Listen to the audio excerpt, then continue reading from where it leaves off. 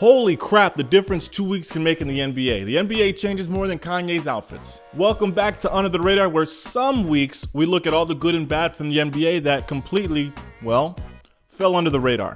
Feels like a complete 180 from the last time we spoke. I got a lot of stuff to cover. Let's get it.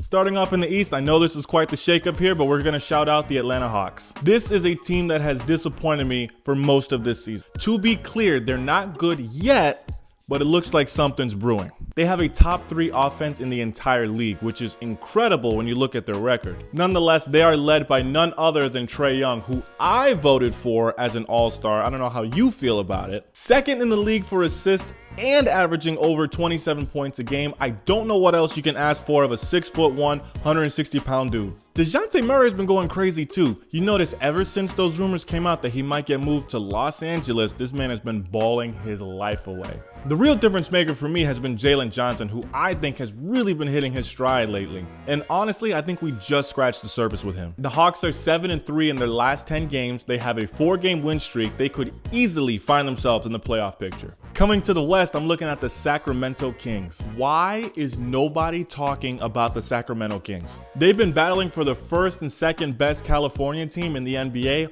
all season long, and technically have been doing it without an all-star. Like, do people just hate the color purple, or does everybody just trash on whatever team JaVale McGee goes to? They couldn't even get their respect when it came to the all-star picks. I mean, come on, you can't ask for more from De'Aaron Fox. This man plays like somebody captured his children and won't give them back until he wins a basketball game. That's how he plays every single night. They're currently the 5th seed with a 29-19 record, and they're also top 5 in assists. Like, come on, man. People need to start waking up. Shout out to the Kings. They are guaranteed to at least get to the second round of the playoffs this year. Now I got to shout out some players starting up in the East. I'm going to be honest with y'all.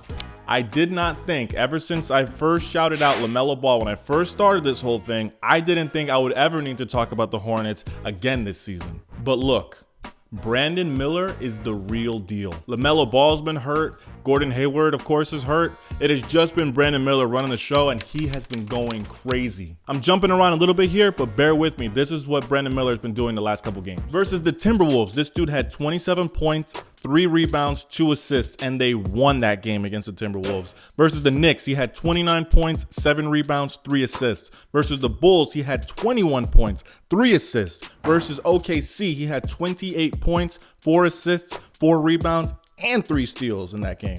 I mean, who cares if they're the 13th seed? Who cares that they're on a 6-game losing streak? Who cares that they just hit double digits with wins? That's developing. As they build around him and LaMelo, I think this team at some point in the future is going to be watchable. And hopefully they're at a point where the announcer can actually have something to cheer for. If you haven't heard the Hornets announcer yet, look at Kai Jones. What's this gonna be? Oh! Are you kidding me? you should. Coming to the West, I'm looking at Devin Booker. This dude might get somebody hurt. He's taking the Suns' name way too seriously. I almost fell out my chair when I was writing down some of these numbers. But in case you missed it, versus Indiana, he had 62 points, 4 assists, and 5 rebounds. Versus Orlando, he had 44 points, 4 rebounds, 3 assists. Versus Atlanta, he had 24 points, 6 rebounds, 4 assists. Maybe he was just mad at Bradley Beal for getting hurt and wanted to make a point. I don't know, but people forget how much talent the Suns have. They're going to be a serious threat come playoff time. There's highs, there's lows, and I got some lows for this week. Starting off in the East, I'm looking at the Miami Heat. I know it's still winter, but what is going on with the Heat? I know they're still adjusting to the whole Terry Rozier trade, but like, wow. In their last 10 games, they won 3 of them. And until just recently, they had a 6-game losing streak, and they are barely holding on to the 7th seed right now.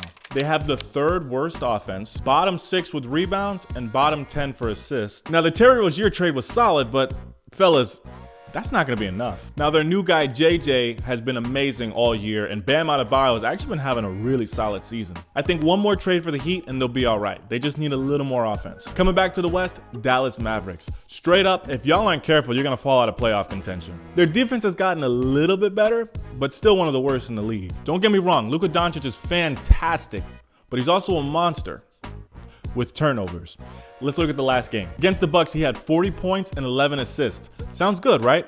But when you take into account the way he plays defense, or lack thereof, he also had 9 turnovers. That's a good reason why they lost that game. They only have 2 more seeds to where they're out of the play-in picture. And you got the Lakers, the Rockets, the Jazz, and the Warriors all fighting for those spots. They're still above 500. I just expected the Mavs to be a lot better. Anyway, what did I miss? Who am I sleeping on? Let me know in the comments or wherever you feel like it. I'm Jay. This is Under the Radar, and I'll be back at some point.